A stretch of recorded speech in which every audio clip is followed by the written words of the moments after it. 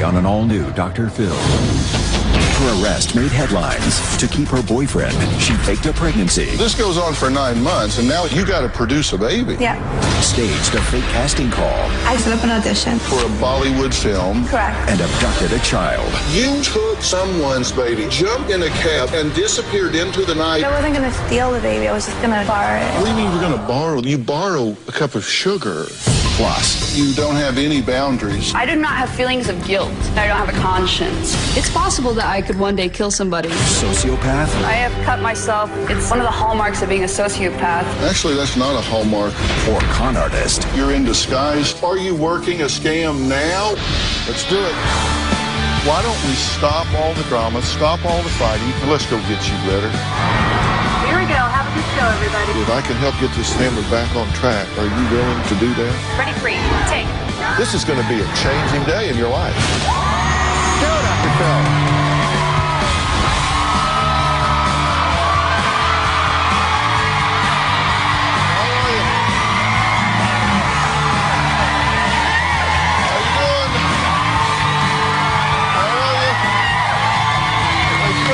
Thank you very much.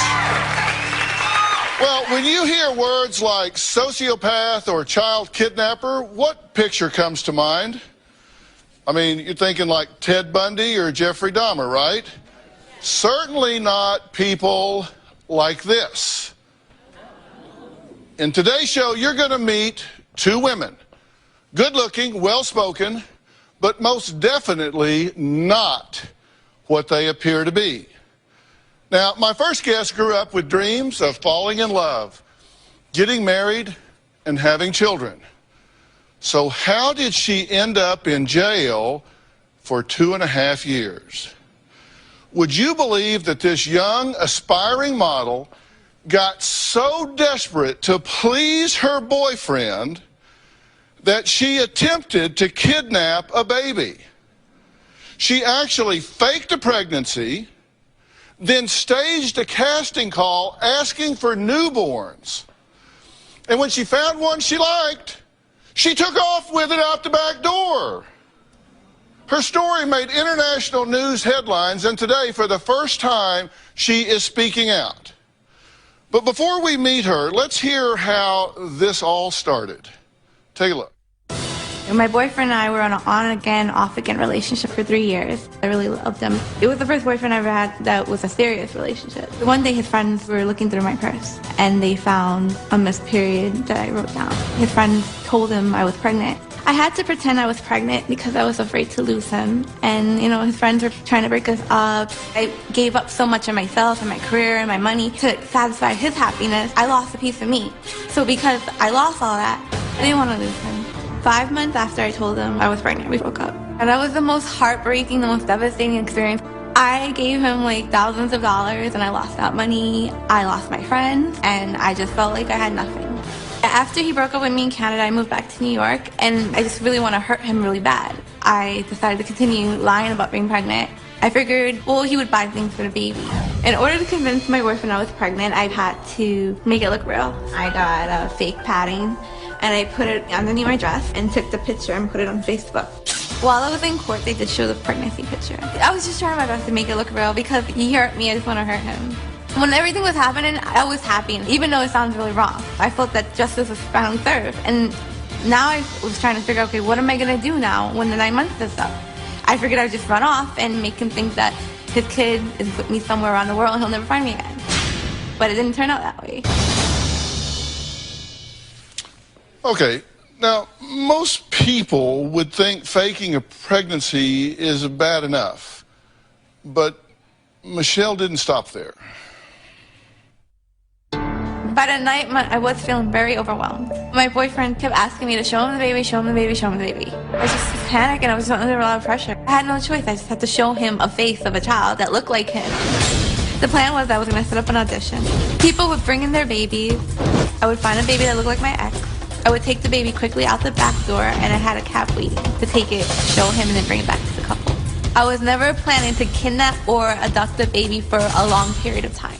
A beautiful, aspiring young model accused of kidnapping a newborn baby after cooking up a phony casting call for kids. Police say the New York City native placed ads on Craigslist offering 15 grand for a newborn to appear in a Bollywood film. Several unsuspecting couples took the bait and came in with their babies. Police say Michelle took the baby and then walked out the back door, got into a taxi and sped off.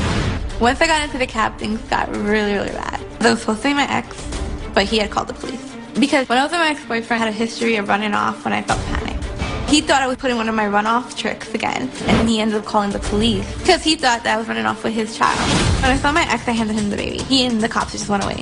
After I gave the police the baby, I was hoping to go back to the audition, find my passport, and say that someone stole my passport. And when I got back to the audition, I was surrounded by police. Then I tried to escape in the cab. The cab driver tried to extort money from me. I had no more money left, and I just had to give myself in.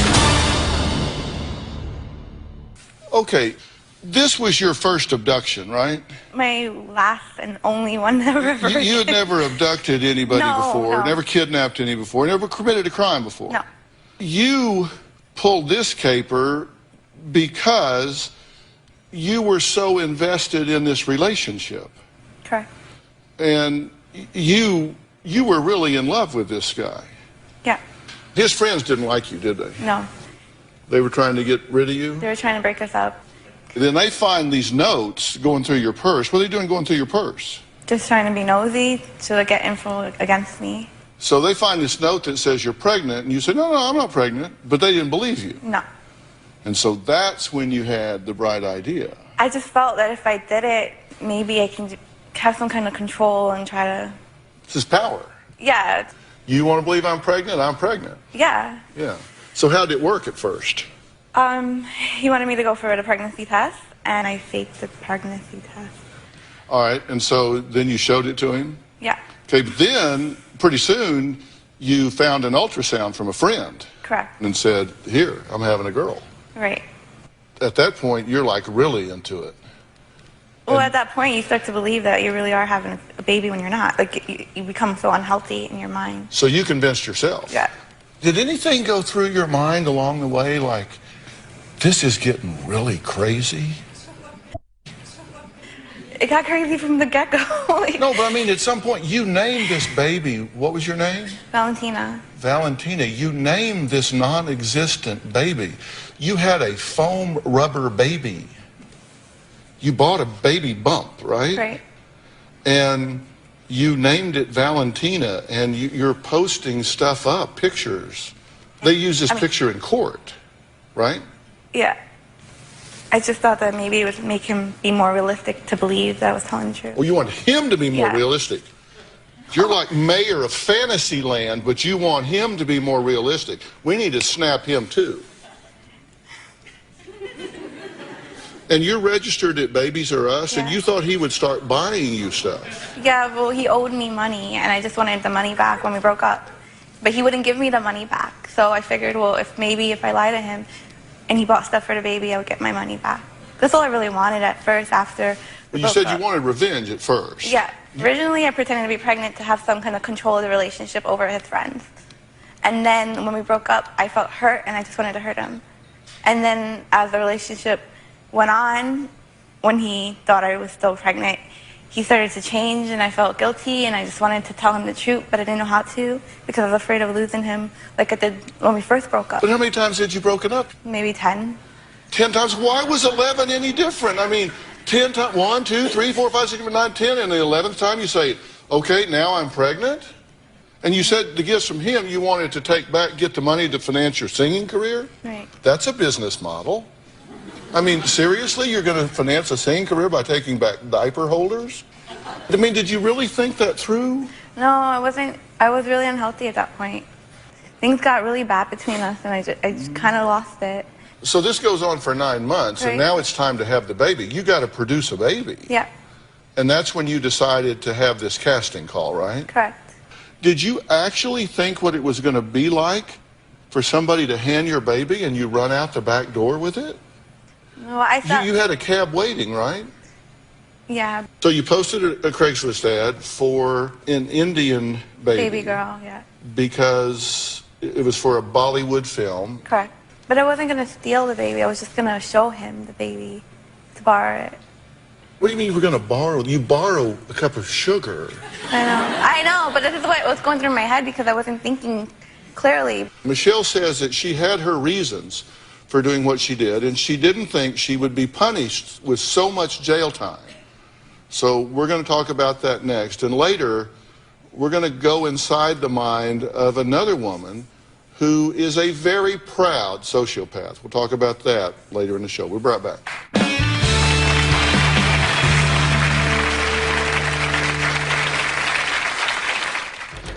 Most people wouldn't think that sociopaths would look like me. Typically, I don't feel bloodlust, but sometimes I do. And I just have one purpose, which is to destroy this other person. It's possible that I could one day kill somebody. I don't think it's going to happen, but it's possible. Tomorrow on an all-new Dr. Phil.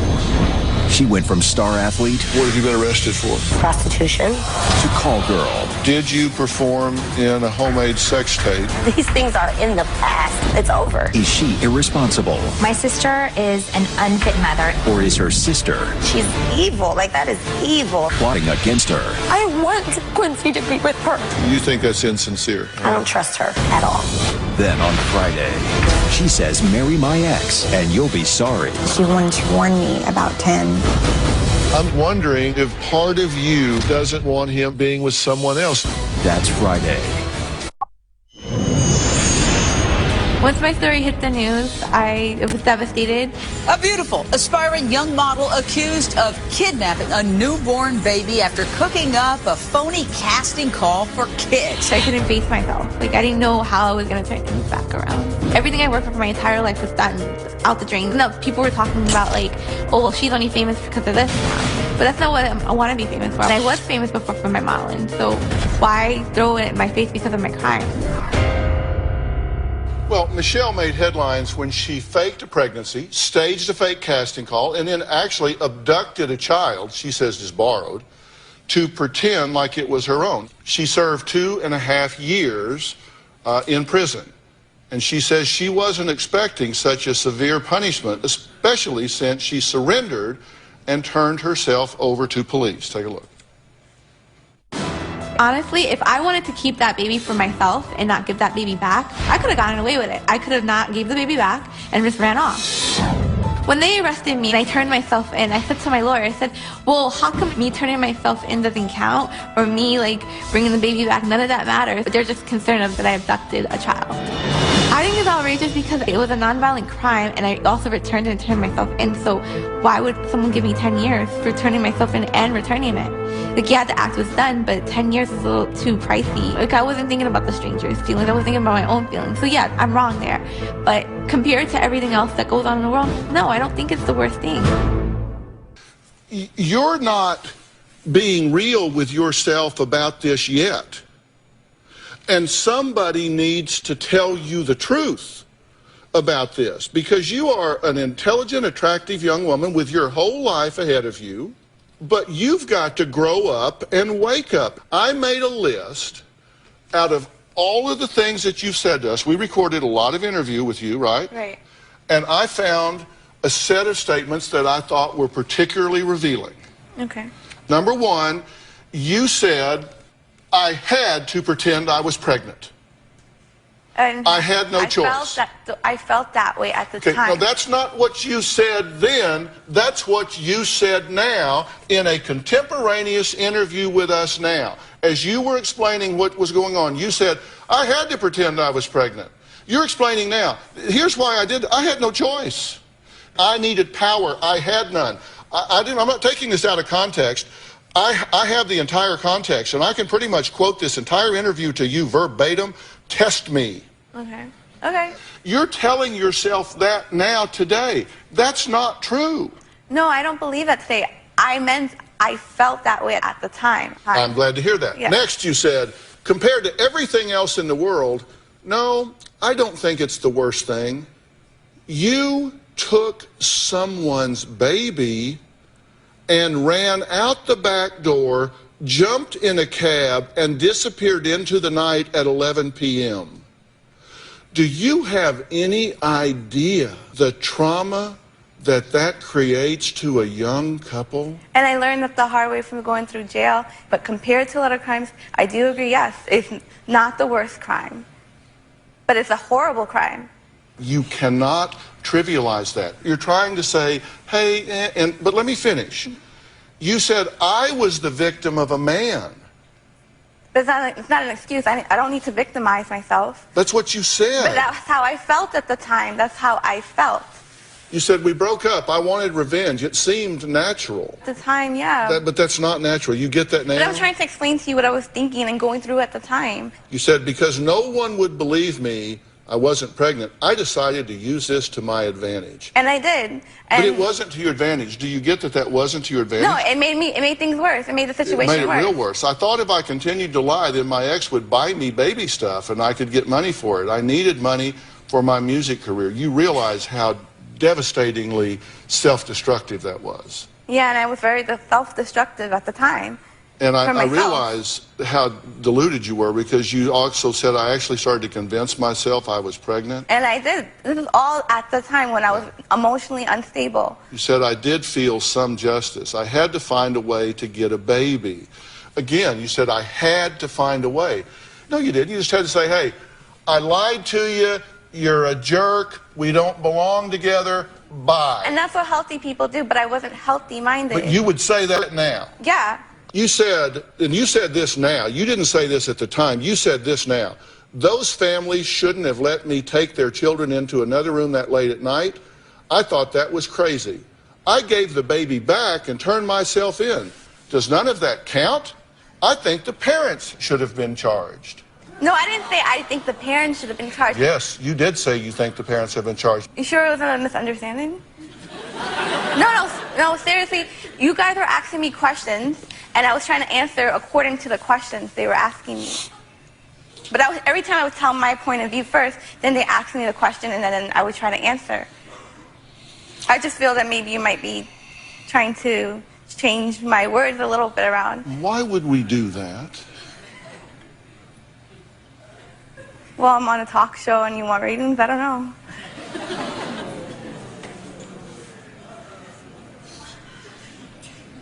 Wow. Well, I hate to burst your bubble, but I don't need you for ratings, girl.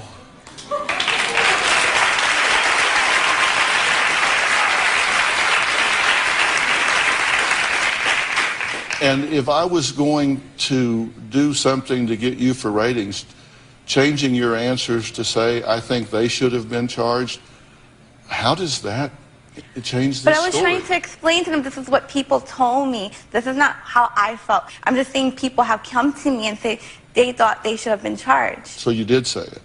But you were just saying what... but not about my feelings. I'm talking about what someone else has told me. And you were saying they're just concerned that I abducted a child. 10 years is a little too pricey. Well, I don't... Did you say that? No, I did say that. I do think 10 years is way too long. Obviously, I think it was more about getting treatment. Yeah, you said I only planned to borrow the baby. That was what was in my head at the time, yes. Yeah, but obviously, I did adopt a child. I adopted a child. I owned up to it. I took responsibility, and I went... And you didn't serve 10 years? No. You served 2.5. Correct. You said I only kept the baby for a short time and turned myself in, and the judge still gave me 3 years. But you didn't turn yourself in out of conscience. You turned yourself in because you ran out of options. Right? You ran out of money. Too. You dropped your passport. You were overwhelmed, so you just gave up. If I really wanted to hurt that child, or if I wanted to keep the child, I would have never turned around and gave the baby to the police. You understand that to a mother and a father, and I understand, this would be devastating. And it's very devastating, but I was thinking like a kid. I wasn't thinking of a parent. I've never been a parent, so I didn't know. But now, after doing this, you realize the gravity that this had. I really do. Now, coming up, Michelle says she didn't really hurt anyone by kidnapping this baby. She certainly didn't hurt the baby, that's true. But her family feels different. And they sent me a message that they want her to hear. This is part of the fallout from this that she needs to own as an adult. We'll talk about that and hear what she has to say when we come back.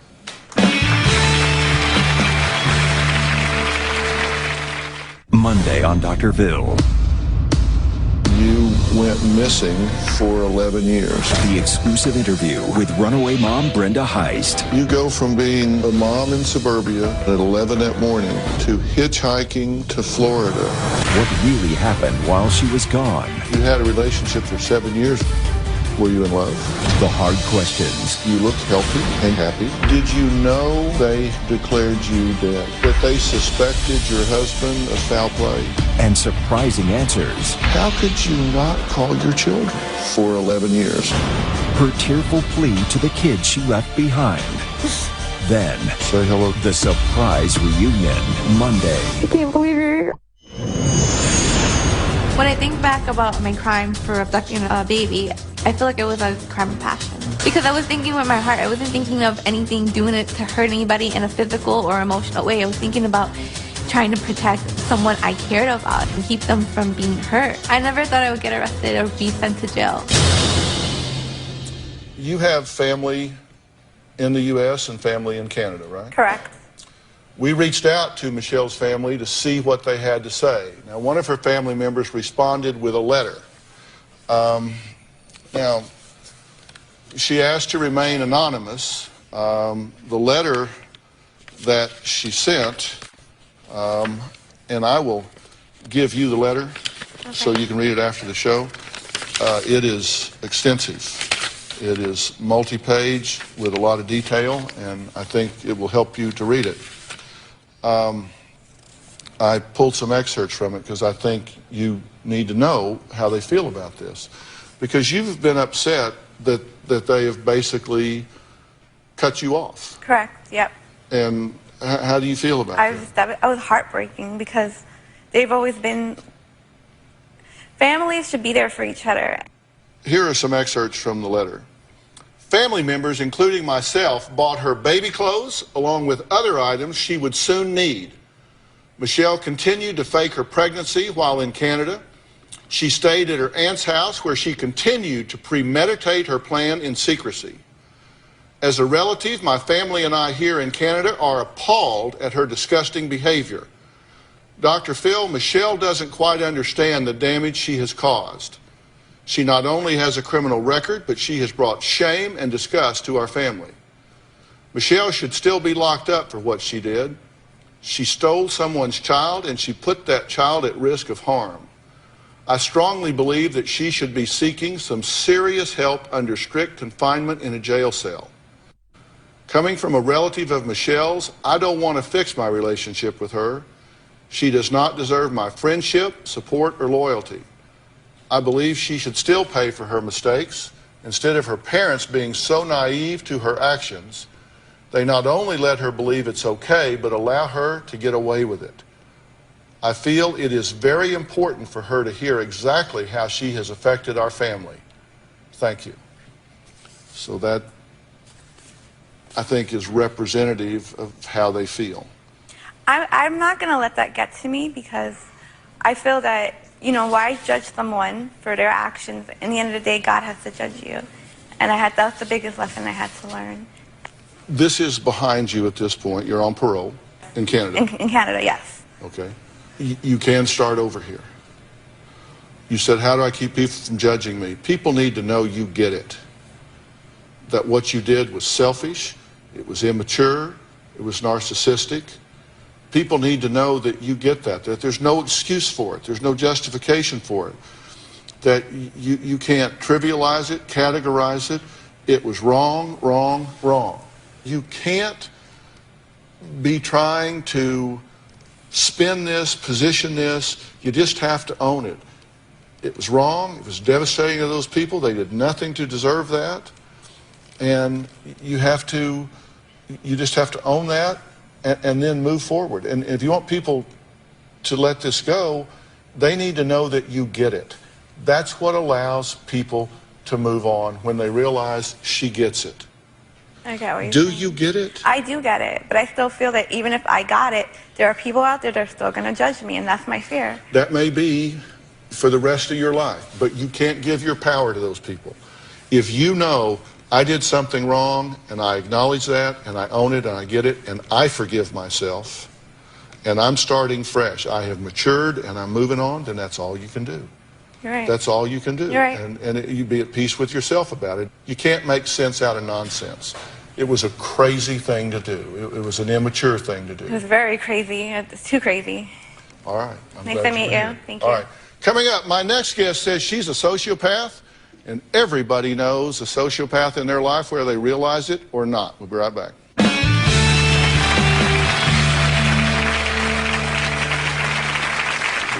One of my favorite pastimes is ruining people. When I think of ruining somebody, I can't help to salivate the way that you might when you're thinking of a juicy steak.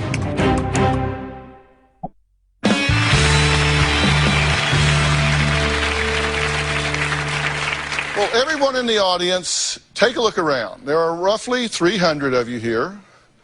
What if I told you that there is a chance at least 3 of you, but as many as 12 of you are sociopaths? It's surprising, but true. My next guest believes that she is a sociopath, and she has many of the traits to prove it. Take a look. When most people think of a sociopath, they think of Hitler, they think of a serial killer, they think of the embodiment of evil. Most people wouldn't think that sociopaths would look like me. I have been diagnosed as a sociopath. I don't feel guilt. I don't have a conscience that can be very charming, superficially so. I have very shallow emotions. I have carefully crafted my persona over the years, and even now, most people believe that I'm from a foreign country because I speak with a slight accent. This language that I've perfected is both different enough but familiar enough that it's intriguing but comforting. Even though I'm a sociopath, I do have a moral code. I'm an active practicing Mormon. I actually have a pretty normal upbringing, stable middle-class home, and I have what most people would consider success. I've made well into the 6 figures. I've had high-powered attorney jobs.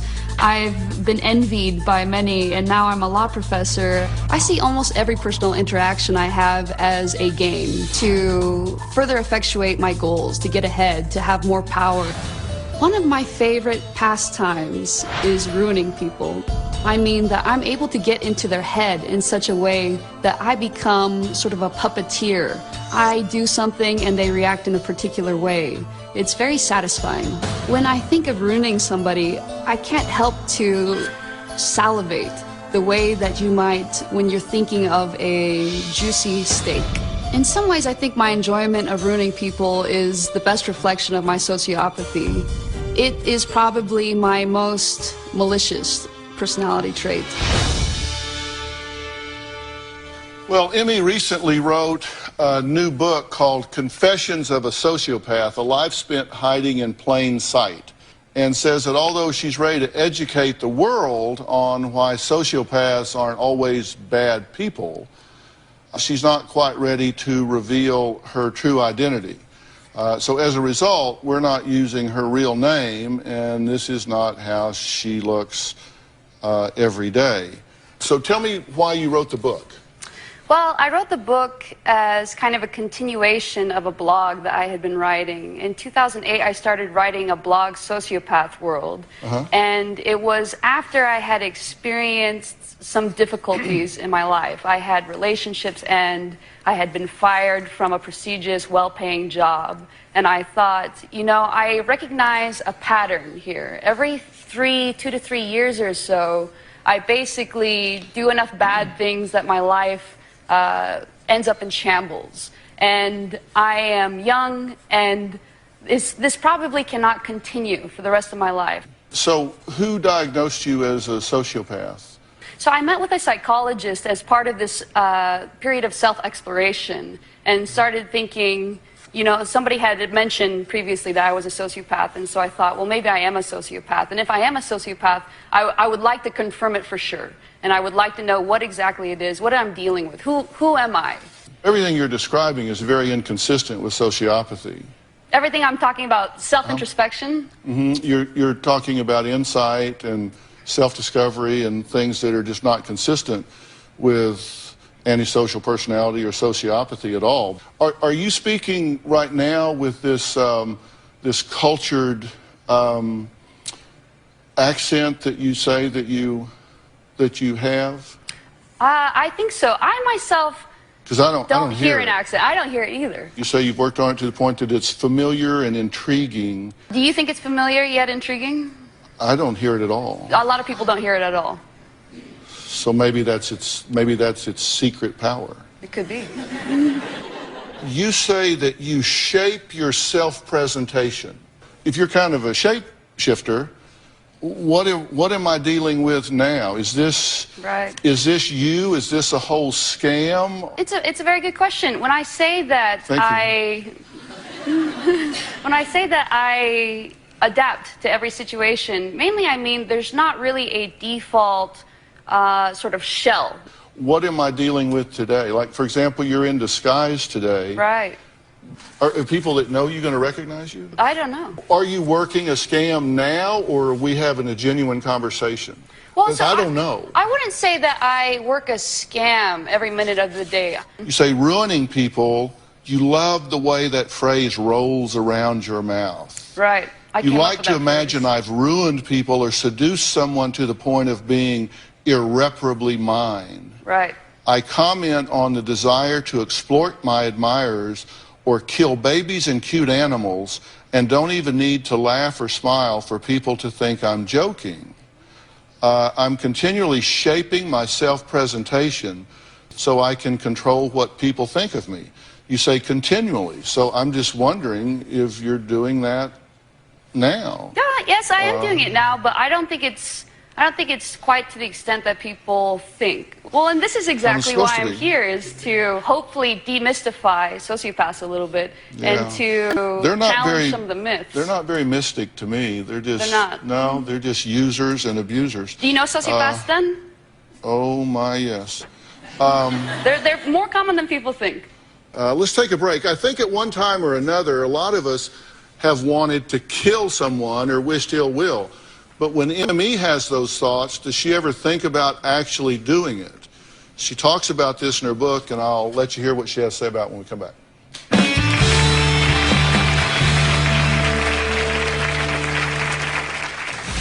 Typically, I don't feel bloodlust, but sometimes I do. It's just like a switch has flipped, and I just have one purpose, which is to destroy this other person.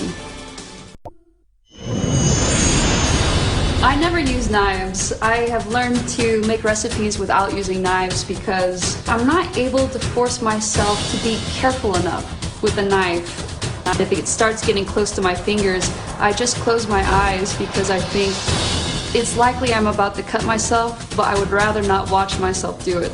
Every time I hurt myself, there's a little bit of a thrill that I could do this to myself, and also I survived doing this to myself. Like sociopaths portrayed in the movies, Emmy admits that she's had real thoughts and dreams of killing people. One of my first recurring dreams was a dream about killing my father with my bare hands.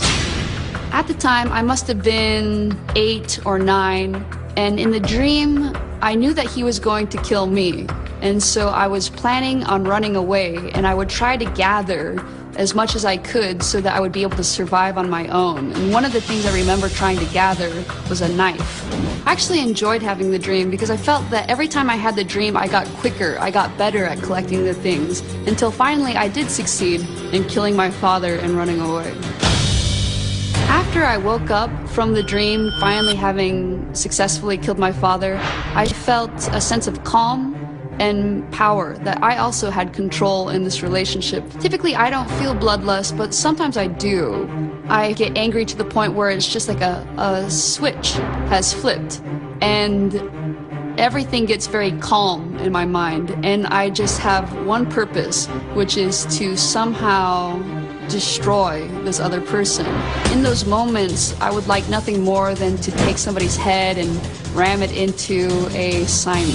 It's possible that I could one day kill somebody. I don't think it's going to happen, but it's possible. Wow. Let's talk about the knives. You say you don't trust yourself with knives? Yeah, I'm terrible at knives. I have cut myself. I have scars all over my hands. It's one of the hallmarks of being a sociopath. It's difficult to learn from mistakes. Actually, that's not a hallmark of sociopathy. They don't like to hurt themselves at all, so you're quite wrong about that. I'm not doing it on purpose. That's the whole problem. If I could control it, if I could be more careful about knives, I would. Yeah. You said one of the reasons that you wanted to maintain some anonymity is there are people that you've ruined or hurt in the past that might, given these confessions that you're making, might go, oh, now that she's made that confession, I might use that against her to get some type of retribution legally or otherwise. My primary reason for staying anonymous is that I have a family and little relatives, nieces and nephews that have done nothing to sort of bring any sort of notoriety to them, their own selves.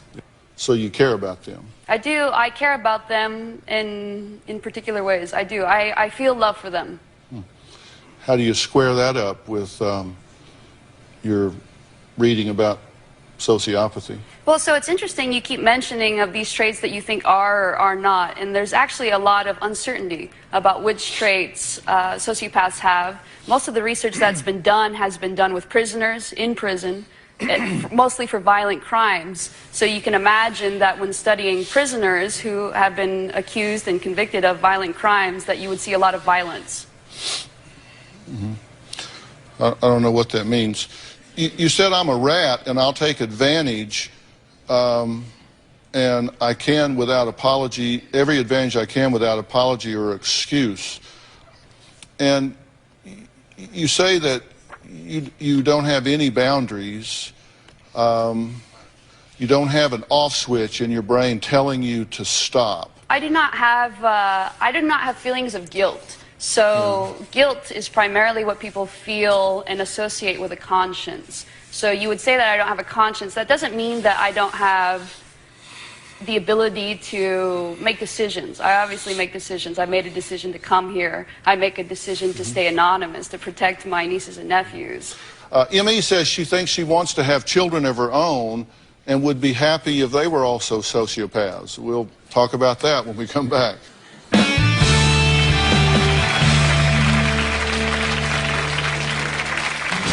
There is something appealing to me about the idea of raising children.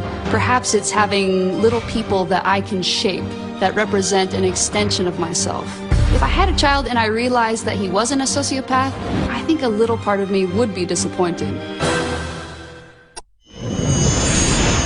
I think that I have trained myself to fear making decisions that have consequences that I can't predict. And killing is one of them. Unfortunately, marriage is also one of them. And so I've had to now train myself to take this risk with marriage in a way that I have tried to train myself not to do with killing. Part of the reason that I want a family, honestly, is because my church says that I should be married and that I should have children. There is something appealing to me about the idea of raising children. Perhaps it's having little people that I can shape, that represent an extension of myself. I feel like I would be able to guide a little sociopathic child well and help them be successful and really enjoy life. If I had a child and I realized that he wasn't a sociopath, I think a little part of me would be disappointed. How do you think you got this way? You think it came from your family, or you think what?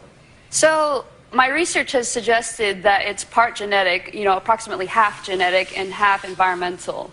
You said that if people try to guilt induce you about the way you are, that it makes you angry. Well, there's something sort of offensive about it. It would be like if somebody realized that I was deaf or something and continued to sort of speak and rant at me in a way that I could not understand. I wouldn't seek to guilt induce you, but I would feel sorry for what you miss in your life. As you say, every 3 years you self-destruct. You get 3 years experience 10 times over. You never get to the 4th year, the 5th year, the 6th year, the 9th year, the 10th year, the 12th year. I hate that for you. And that's one of the reasons why they say sociopaths do not learn by experience, is because they sort of forget what's happened and they start anew over again. Emmy's friend and co-worker is joining us on the phone. She says she wants to know why Emmy doesn't manipulate her. Hello? Hi. How do you know she doesn't? I don't, really, actually. But I can say that I've never felt the effects in the way that she describes in her book that she's done to certain people. Maybe she's not as good at it as she thinks she is. Interesting. I don't know. You know, I've never personally observed the behavior that she talks about. I've heard bits and pieces of it secondhand, and now I've read a copy of her book. And it disturbs me. I have to admit that. She's never directed it toward me, but I suppose in some way I always have to be wondering if she could. Well, Emmy, is she right? Have you never turned your guns on her? I have sort of, over the years, since 2008 when I started writing the blog, tried to be more conscientious, particularly with my friends and with my family. And so I think that I might have never actually manipulated her. That doesn't mean that I don't, in small ways, humor her. What would you like to see from your friend, Emmy, that you don't get? What I want to see for her is what you touched on, Dr. Phil, is that I'm concerned that as a friend, she's never going to have a full life. She's never going to have a real relationship if all she can really operate on is this level of manipulation. And, of course, that's the whole problem from this type of adjustment or maladjustment is their perception is that it's working for them, and so their motivation to change is very low because they don't know what they don't know and don't know what they're missing. As a result, they don't tend to change much. I appreciate hearing from you, though. All right, next, do you know a sociopath? I'll tell you how you might spot one when we come back. Well, thanks to all of my guests today.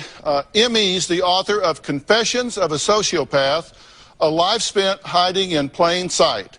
So look for that. Be sure to log on to drphil.com. I've put a quiz online that you can take to see if someone you may know just might be a sociopath. Thanks for being here. So long.